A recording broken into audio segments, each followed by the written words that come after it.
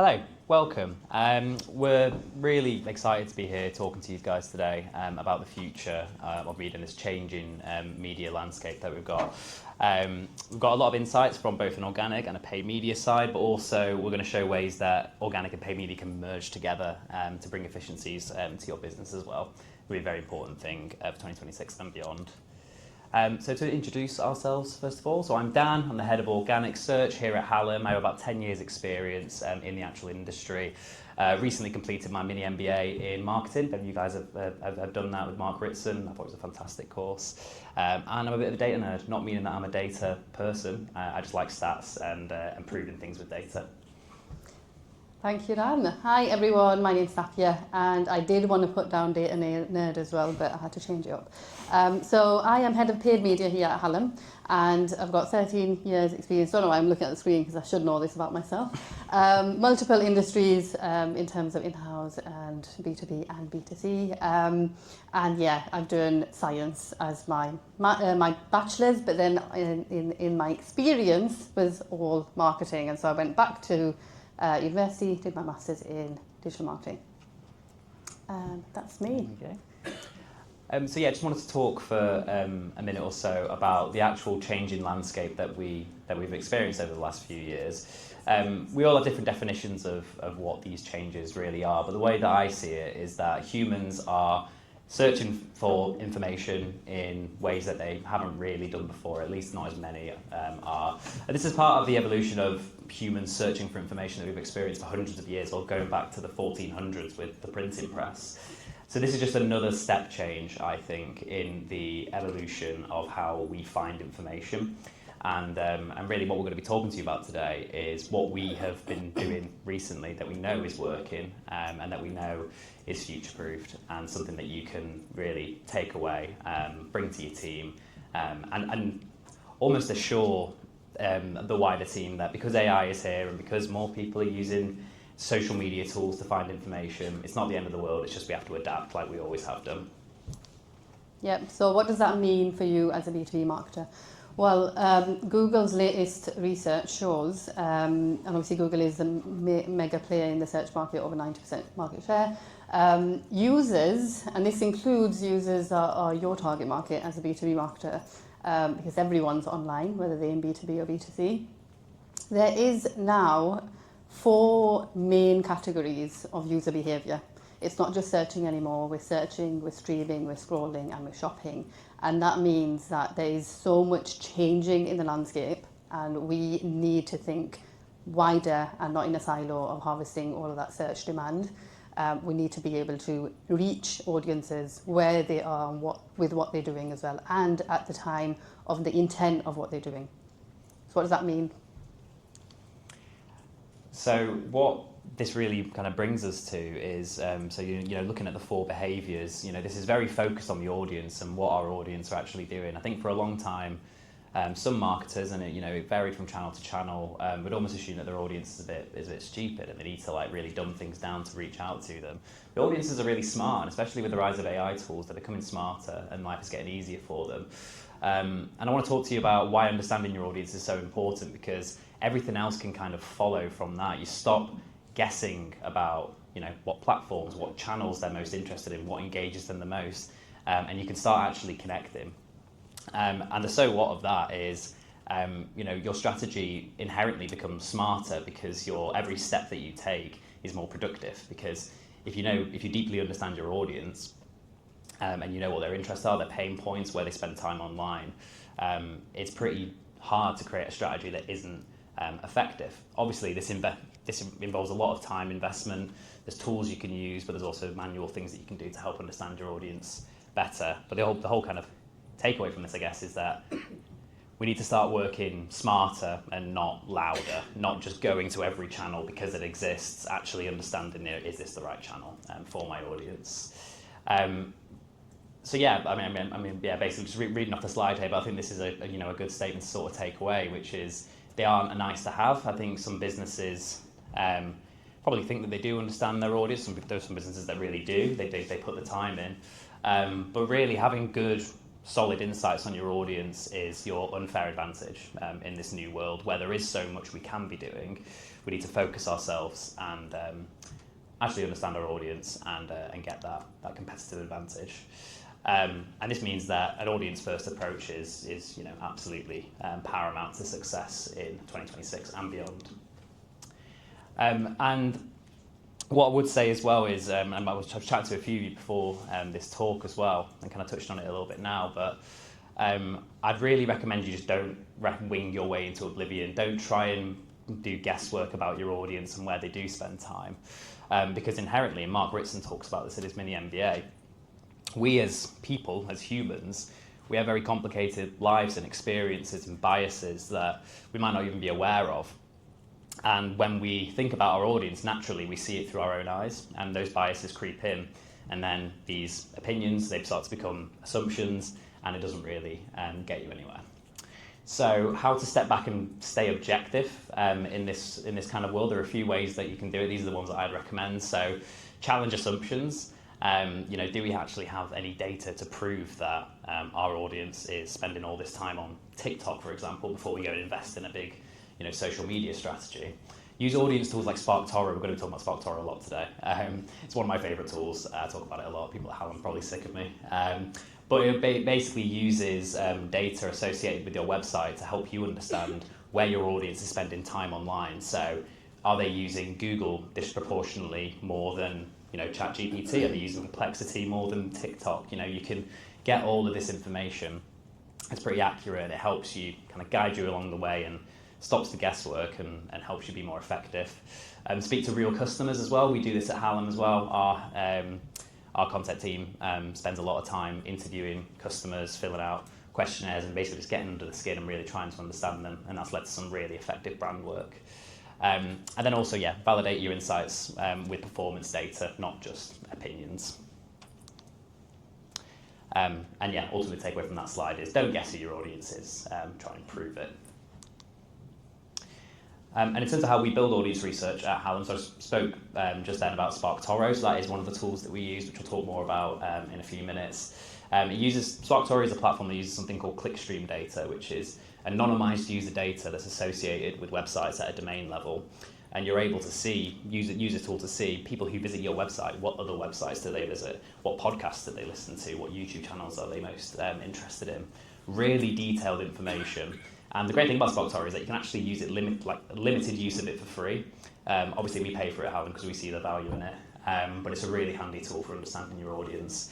And then, as I said, our content team as well takes a lot of time building qualitative research to deeply understand pain points, motivations, interests for our audience. And ultimately, this leads to us not becoming busy idiots, which is a nice way of putting it, I guess. But ultimately, I think it's really easy to become a busy idiot at the moment because there's so much we can be doing. AI search is just one thing, but the rise of social discovery apps like TikTok and Instagram are a whole other thing. And you might think if you're not doing those things, you're falling behind. But really, if you understand your audience and that they're not interested in those platforms, then you might be doing the right thing already. Ultimately the outcome of this is that you get strategies that are laser focused, audience led, and impossible to ignore. So this is an example of some data that I have taken from SparkToro, put it into a bubble graph, and I've put a little explainer there because I feel like it's maybe not a super intuitive graph, but ultimately the higher the bubble is, it means that for that particular platform, the audience is more interested in it. And then the further along that bubble is, along the x-axis, it means the higher national interest. So you can see here, Google's got a really high national interest, 90% market share in the UK, whilst Perplexity and Claude have a much smaller market share. But you can see that for this specific example that we pulled the data for, this audience are disproportionately more interested in Claude and Perplexity, and actually ChatGPT, if you look at the data, than they are in using Google. That doesn't mean we should be ignoring Google, far from it, but it just means that there's more opportunities out there to reach your audience. And this is one of the first things we look at before we build holistic marketing strategies. Yeah, I'll just say we are not affiliated with SparkToro. But I think Dan might be. I'm on the side, Affiliate link incoming. SparkToro is one that we love to use. I also use SimilarWeb or like SEMrush or anything that you you guys can see in terms of third-party tools, but this slide shows you basically an in-platform screenshot of how you can use it for paid media insights. So this is showing social channels, and it's an example of one of the clients that I was working on to show where is the top competitor, where are the visitors coming from, where are they spending their time online, and how does it vary in terms of the UK average, in terms of people using it in the UK average. So yeah, similar to the last slide, you're looking at this in terms of YouTube being the #1 channel that people use, but they don't use it, they use it less on average than the UK average population. And then you've got Facebook, Reddit, LinkedIn, and Instagram. And you can see how you can actually take these insights and plug them into a strategy for paid media. So I'm going to talk a lot now. I was just going to ask for that. What clicker thing is it? Is it that one? Yeah. Yeah, okay, cool. So I'm actually, I get this question a lot, especially from B2B marketers, because it is quite a nuanced area to begin. And I think it is similar but not the same as B2C. So I put together my top 12 best practices that you should be doing. And if someone in this room is doing all 12 of them, I'm going to applaud you and I'm going to ask you at the end. But hopefully they're pretty meaty slides, but they should be very useful for you. So, #1, you probably heard this before, but you need to build mental and physical availability. And a lot of what I'm going to talk about is from a paid media lens, but most of this is going to be covered in detail by David later in his talk from LinkedIn. But what does that mean? So mental availability means you need to be easy to think of, and physical availability is easy to buy. It's as simple as that. And you can see there's a nice graph there, but I won't go too much into that because you will see and hear from David later. The second one is target the 95/5 reality. You've probably heard of this, but only 5% of your customers are in market at any given time. The rest, that 95%, are future buyers, and they should be treated as future buyers. So you need to have them in your mind when you're planning your paid media strategy. Third one, you need to balance your brand and activation. This is one that I find a lot of B2B marketers and a lot of clients face struggles with in terms of budget allocation. On average, for B2B brand, you should be splitting it 46 to 54% in terms of your budget allocation for paid media. Now, brand for 46% is including brand and consideration activities, and activation is conversion based. What you want to do if you have no idea and you've not done it before, 46-54 is my recommended split, but you want to try to get to long term is a 40% split for brand and a 60% split, the other way around, 60% for brand and 40 for activation. Because in the long term, what you're trying to do, and if you look at that graph, is you're balancing the sales activation with the brand building analysis. This is all based on marketing science. So you know that if you are in it for the long-term growth, you need to be able to allocate budgets to where this makes sense. #4, and I see a lot of this in the clients are unsure, because this is to do with how well you know your own business and what your share of market is. So share of voice is spoken about a lot in marketing, but what you need to do is ensure that your share of voice is either equal to or higher by a few percentage points than your share of market. And if you're thinking, what the hell does that mean? Basically, share of voice is how much are you spending on your advertising compared to your competitors in the market for your industry. And share of market is how much are you actually getting in terms of sales compared to your competitors in the market. So if you look at your percentage should either match, or if you want long-term growth, it should be higher by a few percentage points. From the data, it does show, based on Byron Sharp and the Ehrenberg Bass Institute, if your share of voice is a couple of points, like 2-3 percentage points above your share of market, in the long term, over 1 to 2 years, you can increase your your growth, your projected profits in your industry, and you can actually gain that market share. And that's a nice fancy graph for you there as well. So 5, target broadly but not narrowly. And I think this is one where we tend to go wrong as B2B marketers, because we focus really tightly on those ABM lists. But what you want to do is target the whole category with light segmentation. And this is based on, if you haven't read it, read the book on how brands, what marketers don't know, how brands grow, by the Ehrenberg Bass Institute. It's based on the double jeopardy law. You need to be able to be in front of those light buyers, because that's how you're going to grow. So growth comes from more light buyers. Number 6, use your distinctive brand assets. We're going to have a talk later by the creative team, and you need to be doing this to be able to be sticky in the mind of your target market. If you look at the graph, that's from David's talk later, which we'll go into more detail on, but only 2.4 brands are in a B2B marketer's mind at the time of them actually making a decision. So having distinctive brand assets is a key to make sure that you are one of those brands that they're actually thinking of when they're ready to make the decision. And 60% go with one of the 2 that are on the list. Number 6, anchor your media to category entry points. So if you're thinking, what the hell is a category entry point? On average, for every industry, there are around 30 category entry points, and your starting point is answering those questions that are on the screen for your target market, right? What's the where, who, why, all of those questions. If you can answer those and get 3 to 5 really good category entry points, you need to align your media to be based on that.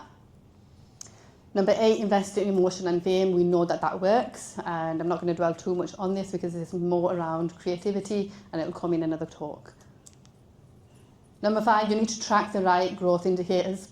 So share of search, your distinctive brand assets, and your category entry points. These are all indicators of whether you're actually growing over time or not. So that is really important, and the amount of clients that I see that are in this space and don't track those is phenomenal. So you need to start tracking that, and that goes into the pressures that we have of being in B2B and proving that ROI and the long-term strategy, and the fact that are we growing, are we not growing. These are indicators that you can take back to the board and say, actually, what our share of search has grown, our brand recall is going in the right direction. Number 10 is building a full funnel system. So a lot of the times we focus a lot on the marketing. We need to ensure that we're aligned with the sales. So brand and activation I've already spoken about. You need to make sure that it links seamlessly with the sales, and you're reducing friction as much as possible. From a paid angle, there are things that you can do in terms of feeding your CRM into your ads channels, for example, and making sure that the ads have enough quality data to go off of. But making sure there is that feedback loop from sales and a marketing perspective is really important. The diagram here shows from LinkedIn's latest research, where in the tech industry, how much of an audience overlap the members of the marketing team had with the members of the sales team, and it's only 14%. That should be a lot higher. Ideally, you should be targeting the same people, but just at different times. So that audience overlap gap, you need to be changing. Number 11, plan for those long cycles. We're on B2B, we know how long it takes. On average, it's 211 days, which is massive. But make sure you are sustaining your presence with those category entry points and those fiscal triggers, like the things that are happening throughout the year. Make sure that you are always looking back at those questions that your category entry points are based off of, and whether they change throughout the year and how you need to change.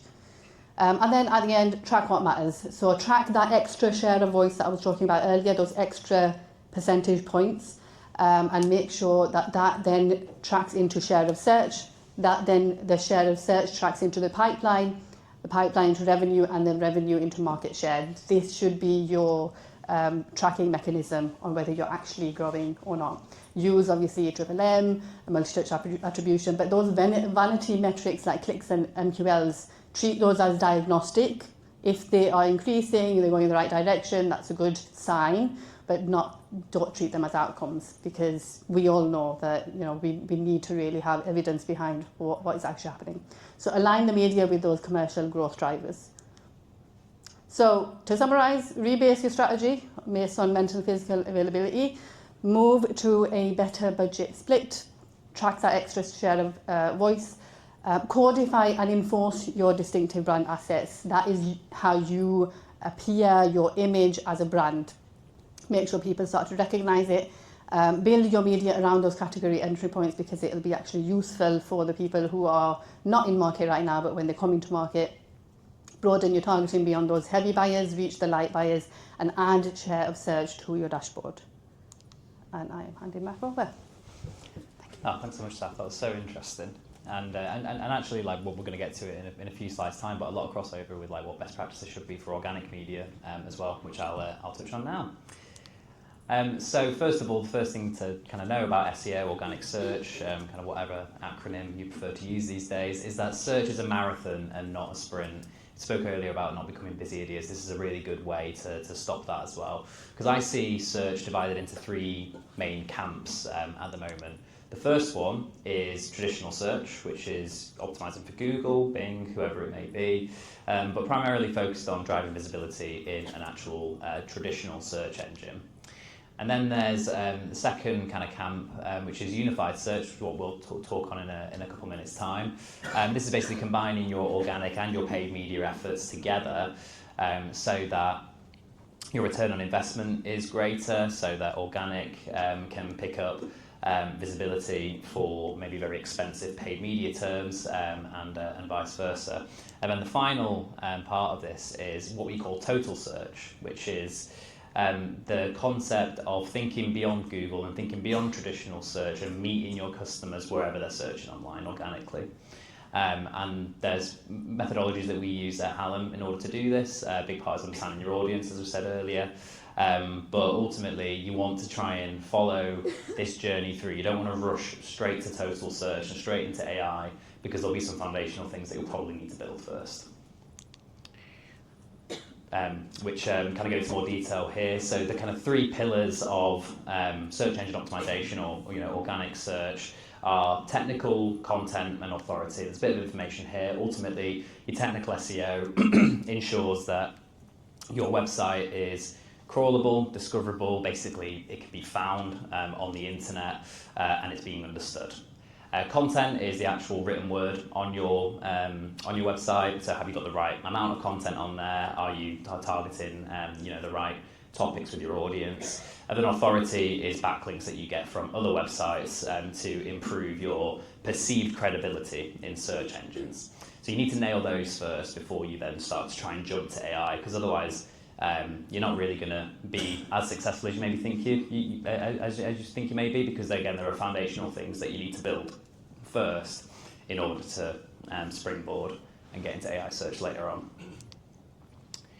Lead with audience understanding. I won't rattle on this too much. I feel like we've spoken a lot about audiences today, but ultimately use audience tools like SparkToro to understand where your audience is searching online, and then that can help you divide up your organic and paid media efforts accordingly. Three key things to kind of take away from your audience is where they spend time, who influences them, what topics, channels, communities matter most to them. If you get those three things nailed down, you can build a strategy that's pretty tailored and effective for them.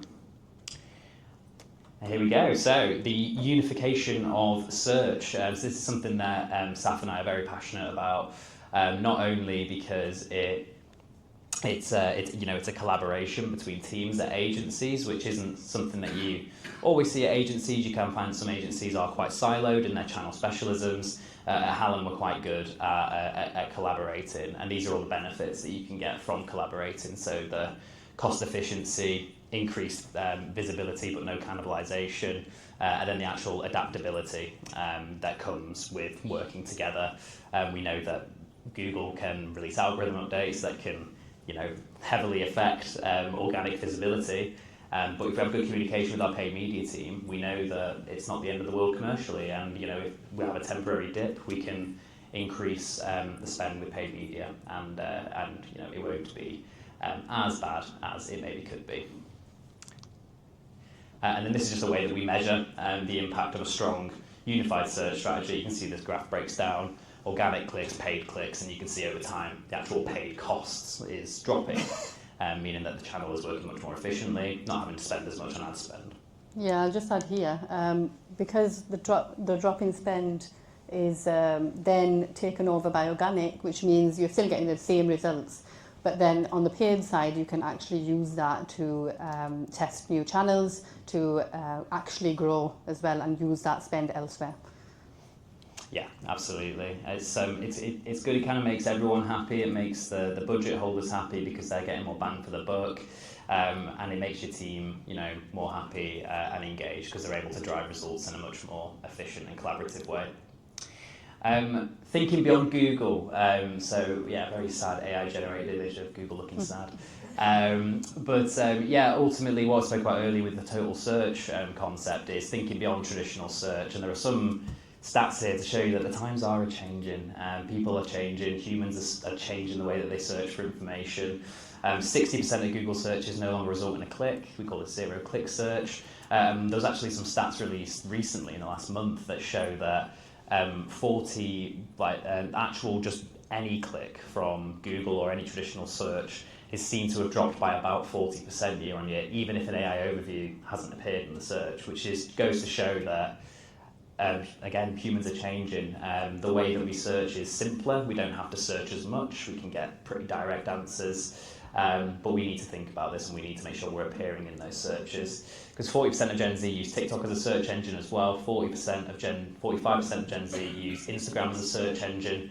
So we need to make sure that if our audience are interested in those platforms, that we are showing up organically and we're meeting them where they are. Yeah, I'll just add quickly on that stat for 40% for organic is 63% for paid clicks. Yeah. So that's why it's so important for you to have that unified strategy, because it needs to pick up. Yeah, somewhere. 100%. And there's going to be updates to Google. I believe it's meant to be on this side of Christmas, isn't it? But who knows? Where they're going to be bringing paid ads into AI overviews, which is going to be a very interesting time, because obviously paid media has kind of disproportionately suffered when it comes to the clicks, because obviously 60% is of organic search don't end in a click, but it is a bit higher for paid. It has, and I think you definitely need to diversify if you're not already thinking about diversifying your channel mix just as part of your paid media strategy. Yeah, no, absolutely. I've got some takeaways here in what I call the LLM ladder, about how you can write your content and basically approach your marketing in a way that's going to be friendly for AI search. So I'll just get all the rungs there. I've spent so long on these animations, you can tell. So the first rung is just kind of like the basics: publish clear, expert content. This should be done anyway. If you're representing your brand well, you want to represent it as an expert in your field. Structured data, that's a bit more of the technical side of organic search. It's basically just making sure that all the code that you can use on your pages that help search engines and large language models better understand the context of your page. You should be using it. Schema is a really good example of that. Earn external mentions. This is probably where most of your time and energy will go. It's not easy doing good digital PR. We have a cracking digital PR at Hallam.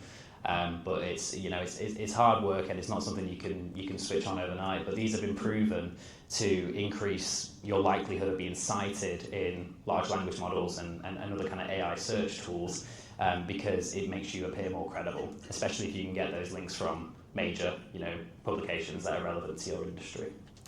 Sharing original insights as well. Large language models love bringing something new to their user. So if you've got internal data that you don't mind being shared, written in a blog post, used in a digital PR campaign, then it's definitely worth investing in, because not only is that really interesting for your user, it can increase your reach kind of generally, but also large language models absolutely love it. They like to feel like they're doing something new and exciting for their user. And then after that, it's getting cited in large language models. It's keeping that consistency and making sure that you're following all these rungs through your content strategy. Measure what matters. Similarly to Safyah, this is just an example of some first-party and third-party metrics that I believe we should be keeping an eye on in this kind of modern world. First-party revenue and conversions. Those are the most important KPIs for any kind of marketing campaign. Content engagement as well is a good measure of, like Saf said, it's a good diagnostic. If you know that your content engagement is going down, something's not going right, so you need to fix it. Lead quality and branded search volume growth, because brand marketing is very important in the modern kind of search landscape.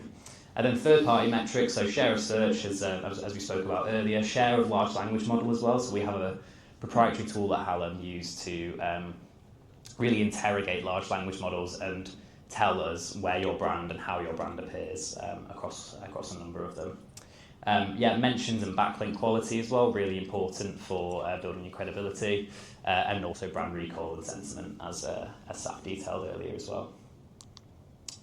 Measuring your market's large language model citations is really important as well, just to kind of keep an eye, because they're not consistent since the start of the year to now.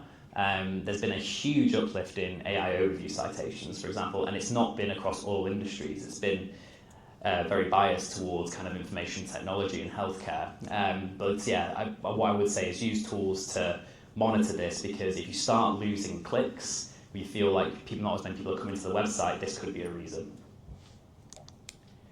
And that brings us to the kind of end of this talk and the concept of total search.